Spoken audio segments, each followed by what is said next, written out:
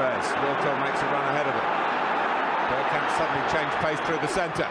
It's Bergkamp! That's magnificent!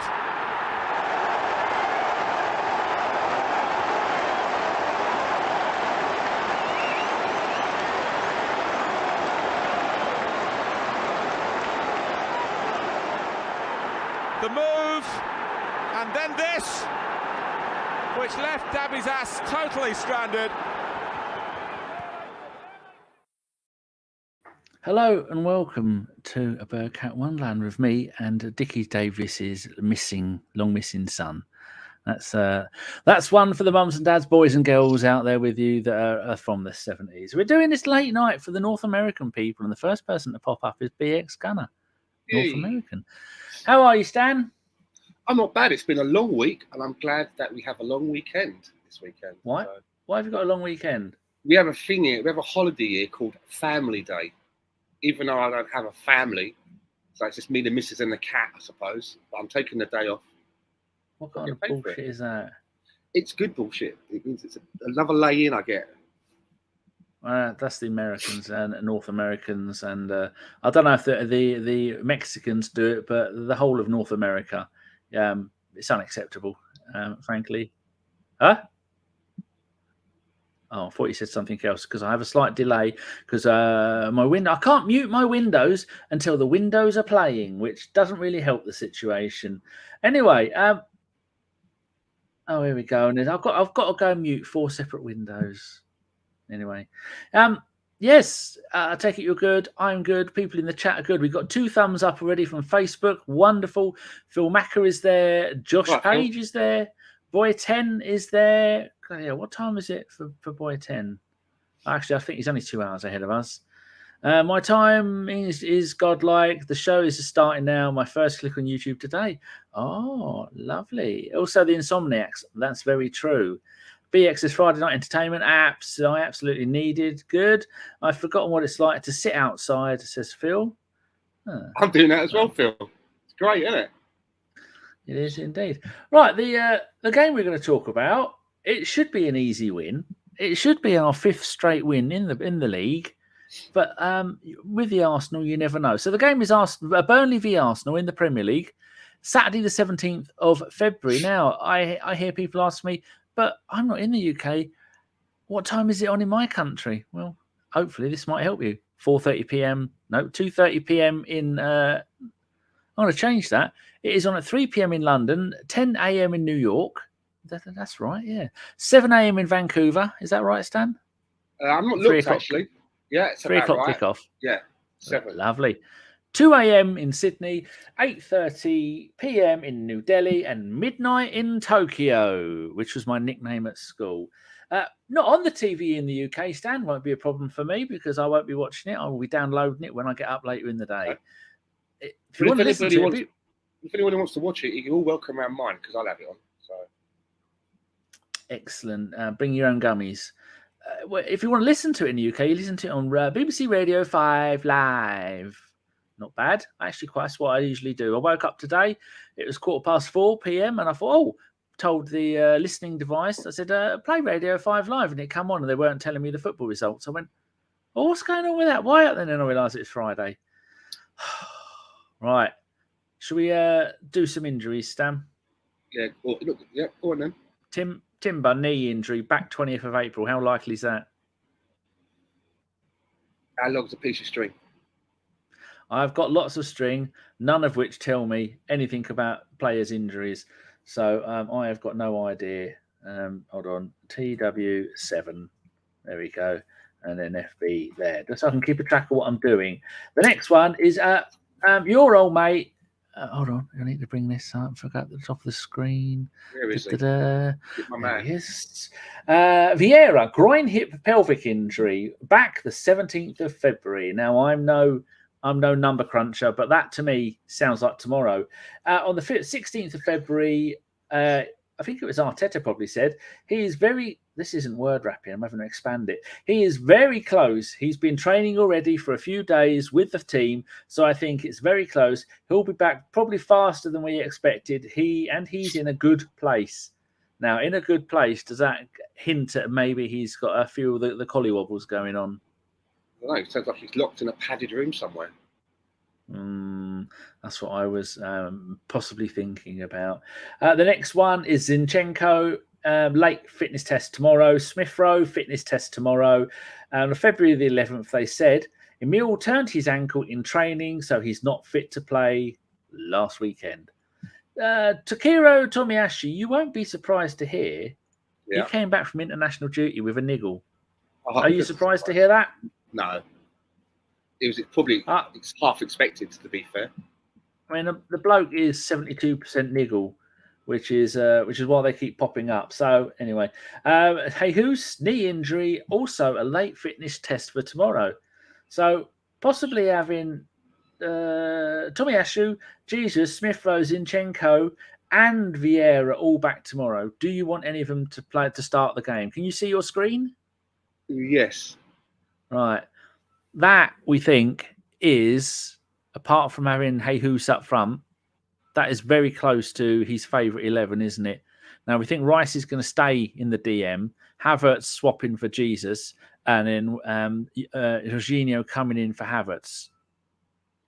Will he put Jesus in from the start? It depends on how far along they think he is, right? Because it wouldn't surprise me if after this game we get a report that he's out again for a few weeks.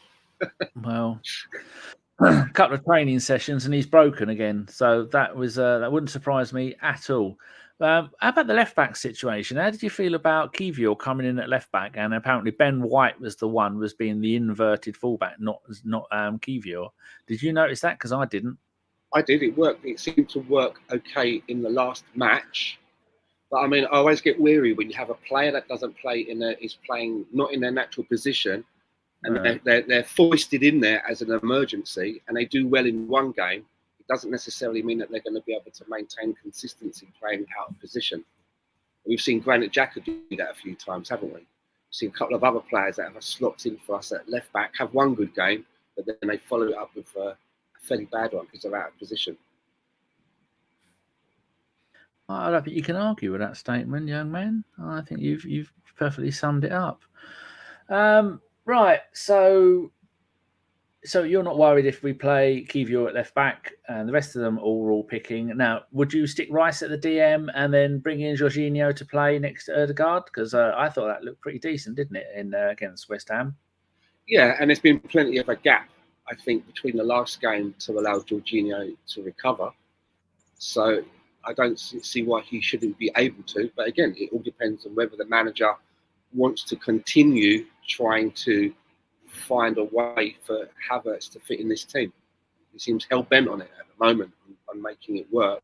Although, I have read a couple of reports this week that kept popping up on my feed, I read on the bus, and they were saying, both reports were saying that Arsenal are running out of patience with Havertz, and if the opportunity arises, they've got to the decision now that they would like to move him on. Again, I don't know whether that's clickbait or not. Who knows? Probably. Let me guess. It was from a Twitter account with a little blue tick by it.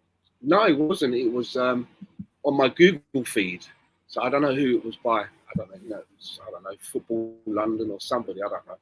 The Football London tends to be. Actually, they're not too bad. That wasn't the one I was thinking of. Phil says Timber will be back before Partey, most likely, and Timber's not back until April. Boy 10 says, can't be Jesus to start. Havertz should start central midfield. Trossard has to start up front. Phil says he agrees. Trossard up front instead of Jesus. And then Boy 10, actually, good point on Jesus. Might as well play him before his next injury. Get what you can out of him, right? And Boy says start Tommy at left back. BX, the Kiwior is getting better with a consistent run of games, is very true. Boy says, when do we play Porto? That's next midweek. Keep the Jorginho powder dry for that one. And BX says, Jesus on the bench. Well, can't disagree with that too much. For me, Danny, even though on paper, right, we have that phrase, don't we? On paper, it should be a formality to get 3 points against Burnley. I would still go strong with the strongest team that we have available because of where we are in the league. Everybody's kind of like in and around the same points. So I think that we need to go with our strongest team. And if things go the way that we want them to go, we're into the second half and we're maybe 3-0 up, fingers crossed. We can then we've got 5 substitutions. We can take out some of our key players and gradually start bringing in some second string to see the game out. Rather than we start with a second string, we're complacent. We think that it's going to be an easily job done. And for whatever reason, they go up a goal ahead of us. And then we panic and start having to bring our better players off the bench early. I'd rather go the other risks. way. Yeah, I'd rather go the other way and get the job done. I smell what you're cooking, and I like it. I'm on board with that. Just going to move one of my windows around a little bit. So where are we up to? Previous games v Burnley. How many times do you reckon we've played Burnley going back to the 1800s? It's not as many as I thought. Last few years under Sean Dyche, we've had a few, haven't we? But generally, I think they've been out of the top league for a while. So what's the number? 114. Okay. And surprisingly, we've won 56, they've won 34, and we've drawn 24. That just shows how big a team Burnley used to be. They used to be one of the big teams all the northern teams have been big at the beginning. Previous games we've already done. The first league game ever between Arsenal and Burnley. It was the 6th of September, 1897. I'll give you $3 Canadian if you can guess what the score was. 3-2. 5-0 to Burnley. That was in Division 2, September 1897. I'd like to go back there. I think that would be fun. What, to live? Well, it couldn't be worse than what it is now. Did they have inside toilets back then? I don't think they have them now in Burnley. Oh, I'm definitely not going back. No. The last 5 league games at Burnley. Now, my mate Sexy Frank was here talking to me while I was doing this, so there might be a mistake here. If there is, I deny all responsibility. September 2021, we went there and beat them 1-0. March 21, we went there and drew 1-1. February 2020, 0-0. May 2019, went there and beat them 3-1. And the 26th of November 2017, we went there and beat them 1-0. So, are you confident about that? Well, I'm actually thinking that I may have caused us to already lose this game. What? Because I was thinking about Burnley about a week ago, 5 days ago, after watching highlights again on Match of the Day. And I was thinking to myself, like, how come Vincent Kompany seems to be getting such a pass for the poor results at Burnley? I mean, I think they've only had 3 wins all season. And there doesn't seem to be any sign of any kind of jeopardy with his future as their manager. And it seems to be, after each game, it's like, so how did you think of the game, Vincent? It's like, well, one of my players actually made a pass and it reached a Burnley player, and everyone seems to be like, oh, massive improvement. We'll see you next week. See if we can do 2 passes. There doesn't seem to be any jeopardy. And obviously, I tweeted that out. So now I'm thinking to myself, they'll probably beat us now, 8-0, just to spite me. So, do you see what I'm saying though about Burnley, though? Do you see what I'm saying? There doesn't seem to be any kind of jeopardy around the poor results that they're having. And, there's other managers that seem to be more under the cosh who have had a better career or a better run of games, and they're not given an inch. So I don't understand how that's working. Boy, Ten says a lot of midfielders that can't get into the conversation. ESR, Vieira, for instance, what are we going to do with them? What do you see the long-term futures for the pair of those two? Because ESR permanently injured and Vieira has shown he can have a couple of good games in 2 seasons. Well, we paid good money for Vieira. Well, I suppose in today's market, we got him cheap, only for 35 million. To me, that's a lot of money. It doesn't seem to be panning out. He's like my little pet project. Everybody knows that I want Teabag to do really well. But, yep. And I've seen glimpses of it from him. We've seen glimpses that there's a player in there. And when he came to us, I think he had the highest assist record the previous season in Portugal. I think he had something like 14 assists, which was the highest of any player. So there's definitely a player in there. I just don't know whether he's going to show himself in the Premier League. And for ESR, he just seems to have like the curse of Jack Wilshere, if you know what I mean. There's always something that happens to him. He can get fully fit, and then, like you just mentioned, he goes and turns his ankle in training, and that keeps him out again. So, I mean, maybe he's got the curse of the number 10 shirt. I think we should have just sacrificed that shirt to the football gods when Bergkamp left and just called it quits. Because it's never been, because it was, what was it? It got tarnished after Bergkamp, didn't it? When Gallas arrived, that was probably started the tarnishing of the number 10. Didn't Van Persie wear it? I'm never sure. I thought it was 11. Could well be. I thought it was 11 for us. I don't think he changed to 10. That's a long time ago. Miss Molina has joined us. Hello, Miss Molina. Hi, Mel. Hope you're well. James Johnson is there as well. Good evening, Stan and Danny, Stan the man. I just got home and switched on the telly and saw your live, so I thought I'd hop on and say hello. Well, very kind of you, sir. Very kind indeed. The next thing that I wanted to do, that thing about why doesn't Company get the sack? The Boy 10 has got my thoughts exactly. Perhaps Burnley have opted into a yo-yoing with Company because last season they played the best football in the Championship. The fans loved it. They come storming back up, won the league.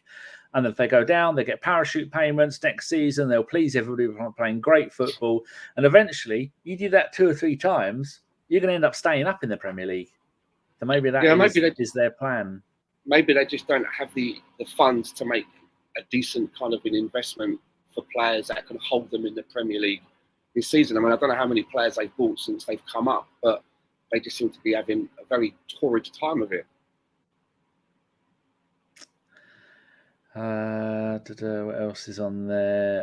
Hambo Gumball is there. Watch it all. Nice of you to turn up. Thank you very much. So, Mikel Arteta's record against Burnley. Played 6, won 2, drawn 3, lost 1. I don't know how he's lost one game. How have we lost one game under...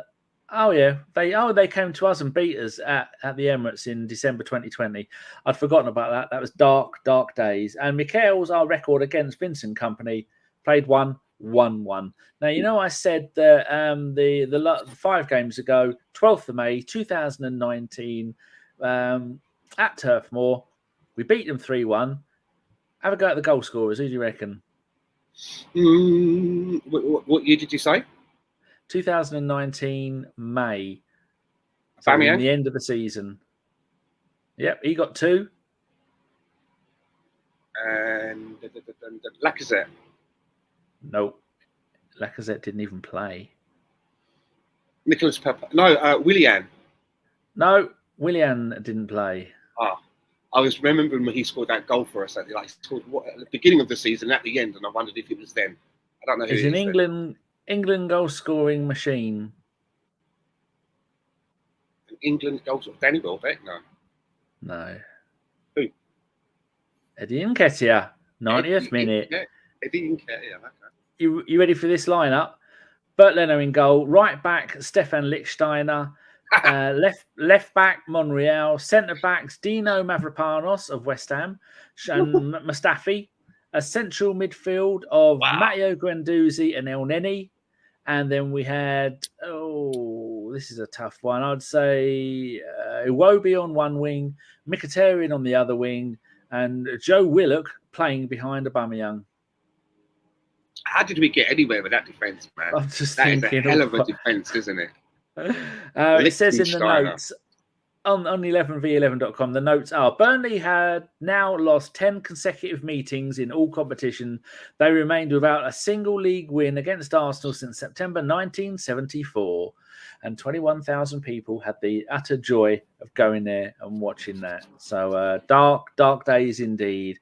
Hantumi is there. Howdy doody. And also Paul McDonough is there. And no other new names. Phil says... What a terrible defence. I mean, they don't even count as a defence. They were just absolutely shocking. Now where are we down to? Arsenal's form for the last 5 games. Won 4, drawn none, lost 1, scored 16, conceded 4. Stan, 16 goals in the last 4 games because of 2-0 Liverpool. We didn't score. That's how numbers work. How impressed are you with that? And can we follow that on tomorrow with big numbers? I know numbers. I know all the numbers. What do you think? Well, the last time that I was on this broadcast with you was a pre-show for the Liverpool game. And if you remember, I was really kind of like telling you how I had no confidence and I was concerned. What game was that for? It was the Liverpool game. And I was telling you that I didn't... The 2-0 loss or the 3-1 win? The 3-1 win. I predicted that we were going to lose. 3-1. So did I, 3-0. I really didn't think that we had anything about us and that our attack was looking really toothless. The way that we played in that game really showed me something. Really showed me that we still had something about us. But then I was concerned with the West Ham game, thinking, well, if we go into that West Ham game and we don't come away with all 3 points, then it just undoes all of the good work that we did at Liverpool. So then to go into that West Ham game at their stadium and win 6-0, even more impressed me. So I'm feeling quite good about the team at the moment. Because they've somehow seemed to have pulled themselves around and found their shooting boots. And your jinx level on that at the moment, how likely are you to jinx that by being positive? Oof. I'm probably due a jinx. Yeah. You know, around about soon. But you know what they're like. You don't have one for ages and then like a bus or two come along at the same time. Sad times. Sad times. Well, yeah, so we've had those a really good run of results. That was West Ham's biggest ever home Premier League loss, which is quite impressive because the West Ham were a half decent team. James says, I remember that game well away, the 3-1. I had £20 for Aubameyang to be top scorer for the season. He shared it with Matt. Are you typing on your phone, James? Because this is, would you like to buy an apostrophe and a space? Shared it with Salah and Mane. Bet365 paid me out. Lovely day. Can't argue with that. BX says, I believe this is one of those games that we haven't experienced in a long time, which is where we already won the game in the tunnel. Ooh, confidence. He's abbreviated that. One of those games we haven't experienced in a long time. Thank you very much. Paul says, I live in Anfield area. I hope that lot don't win the Prem. Fuck, I'll just imagine that'd be an absolute nightmare. People, we need your predictions in the chat. Everybody here, I must have your predictions.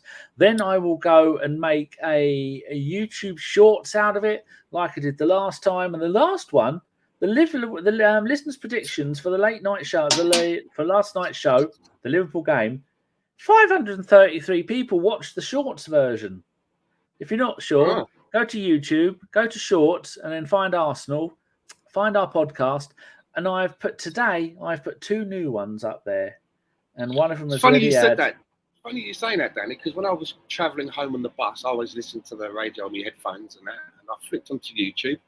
I saw your little face under a shorts banner, so I watched it. Which one was it? I can't remember. Oh well, I can't remember who. It was yourself and Craig. And Melvin was on there. We did too. It's Craig talking about. He was on there. Just need a little bit closer. West Ham fans should applaud Declan Rice, and my one was talking about the Havertz number wang dice. So if you want to see what those are, what the hell I was on about, go onto YouTube, go to Bergkamp Wonderland, and click on Shorts, and you'll be able to see them along with this. I can't believe this other one, the number wang dice. It's got 1 thumbs up and 2 thumbs down. And that thumbs up was by me. Thumbing up my own product. I'm not sure if that is allowed or not. But sometimes you watch these podcasts and you hear the person, the host will say, don't forget to give us a like. It really helps the stream. Do you know that how it actually works? Even if you get a thumbs down, it still helps the stream because YouTube just counts it as engagement. They don't count it as, people didn't like it, we'll push it down, or they liked it, we'll push it up. Whether people do likes or dislikes, it still helps as engagement. But we only get 40 or 50 per show, which is meaningless. They don't care about anything, our numbers. But comments are always good as well. It's nice when people leave comments in the chat. And, I usually go and have a look and try and interact with them. So far, we've only got 3 people predicting BX, Phil, and Hambo. Paul, You haven't predicted. Boy, 10, and you haven't predicted. James, you haven't. Who else hasn't? Hantumi, if you're still there. And looking for a few other. Miss Molina, if you're still there, it'd be lovely if you could do a prediction. And Tom Andrew, you were there earlier. Tom said hello all, if I missed that one out. Joshua Page is there. He said hello. So if some of you people can go and give predictions, that would be lovely because Hantumi has come up with a prediction. Cheers, mate. Very kind. So I'd like to ask you a quick question, if I may. It's something that I've been reading a lot about, and we haven't spoken about it. What are your thoughts on all of this noise everywhere? Even Mikel Arteta stoking the fires now about Kylian Mbappe. 500 grand a week on your bike, son. No, it should be more than that, surely. We can't afford. I'd be annoyed if we bought a striker who was on more than 200 grand, 250 grand a week, let alone 500. We can't. It's not sustainable. But he's come out and said that he would be interested in joining Arsenal. You know what that means? That means I would be interested in joining Arsenal if they're willing to pay me what it is that I actually want. And his mum is his agent, and his mum sounds like she drives a hard bargain. The deal that they want from Real Madrid, right? They want 175 million signing on fee. Obviously. Just to say, hello, I'll come and play for you. There's 175. And then salary per year, 60 million. Which works out to be just over £1 million a week. And Madrid have turned around and they were saying, well, we want to pay 30 million. So now this is why they're looking at other clubs. But it's all about, for me, it's all about money. Because if Kylian Mbappe had a boyhood dream of one day playing for Real Madrid, he'd already be playing for them. Yeah, because the pathway has been open for ages for him to go there, right?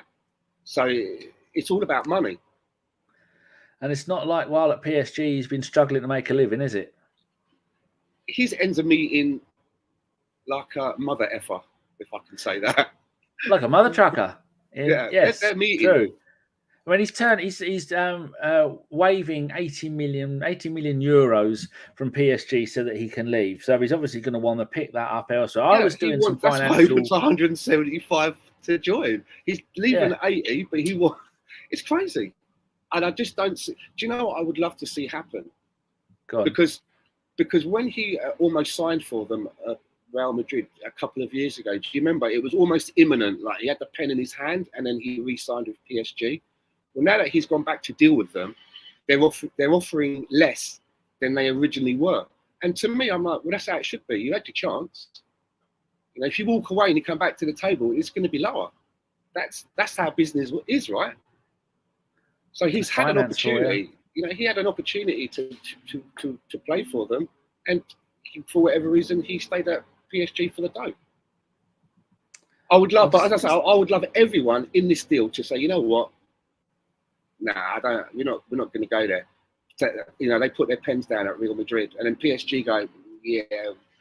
In fact, we've already got another player worked out, and they put their pens down, and he prices himself out of the market because it's not like Real Madrid aren't already winning stuff without Kylian Mbappe. Do you know what I mean? It's not like, oh, we need him because he's going to take us to that next level to win the Champions League. They're already winning it.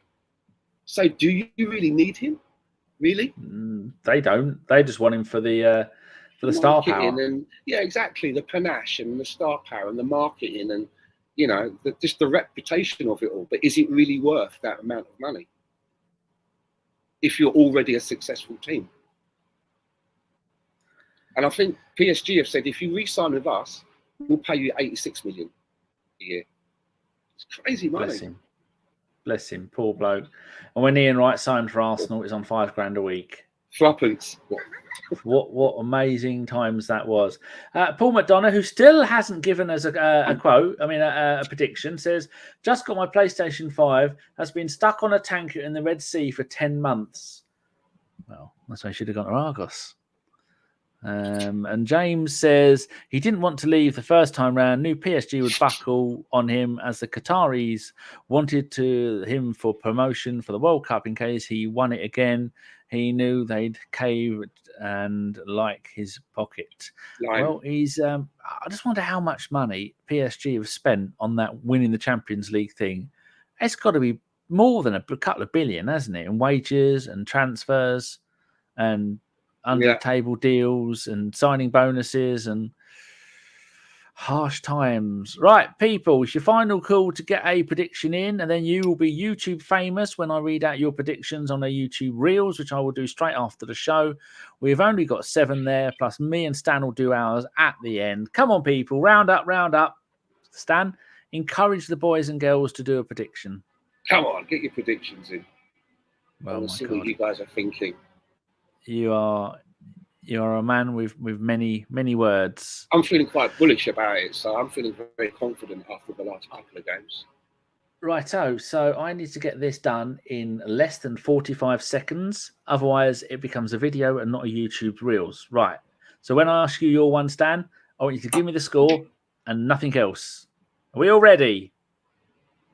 Still no new ones. First of all, the predictions for Burnley v Arsenal from the listeners of tonight's show. Hambo Gumble, 4-0 the Arsenal. Phil Macker, 4-0 the Arsenal. BX, 2-0 the Arsenal. Hantumi, 3-1 the Arsenal. Brady's Banana, 4-0 the Arsenal. Tom Andrew, 2-0 the Arsenal. James Johnson, 3-0 the Arsenal. And is there any more? No. Stan, what are you going for? 4-0 the Arsenal. And I'm going to go 6-0 the Arsenal. Back-to-back 6-0ers. Wunderbar. Well, there's a little gap there. Makes it easier for me to do it. The Mongoose is late in with 3-0 at the Arsenal. That might just make it in, Mongoose, if you're lucky. Right, Stan, that's it. We have done 31 minutes of the 30 minutes allowed. Thank you very much to everybody who joined us. And we'll be live tomorrow, maybe 7, 8 o'clock, something like that, because I will get up late, download the game. Me and Deke are going to watch it together because he's busy working. And then we will be fresh and juicy, moist, and freshly toasted for your pleasure. So, Stan, you have been wonderful. Phil did ask earlier in the show, can we see your view? But I don't know if you didn't want the FBI to find out where you've moved to. A lot of high rises. A lot of high rises. There you go. And is that a Sergio Tacchini you've got on there? It is. Oh, look at that. Oh, I missed the 80s. And finally, Mike Hertz is there. Oh, got to do the obligatory, otherwise I'll get accused of. There we go. A little bit of Ariba there. Would you like to give Mr. Hertz an Ariba? Ariba. You're late, you scumbag. Right. Thank you very much, everybody. Thank you very much for the nice comments. If you have thumbs, please give us a thumbs up, subscribe. You know, all the usual stuff that really doesn't make any difference when no one listens to the podcast in the first place. We will be back tomorrow, and here are some closing outro thingy bob, and then I'm going to go and finish playing some Football Manager. And what are you going to do, Stan? I am probably going to fire up the Xbox and play something. Go on, what are you going to play? There was another game. What was it I just downloaded? Assassin's Creed Valhalla. Downloaded. Lovely bit of violence. Right, thank you very much, everybody, and goodbye. Stan, say goodbye. Goodbye. As soon as I scored that goal, I was fucking livid. Get down, dog. Splendid business. He nearly caught the bloody thing. What are you talking about? So I've just eaten a full quiche. Well, you don't often see them at it. So when you see them in the supermarket, they need to be swagged, microwaved immediately, and get the brown sauce on and bosh, Bob's your uncle.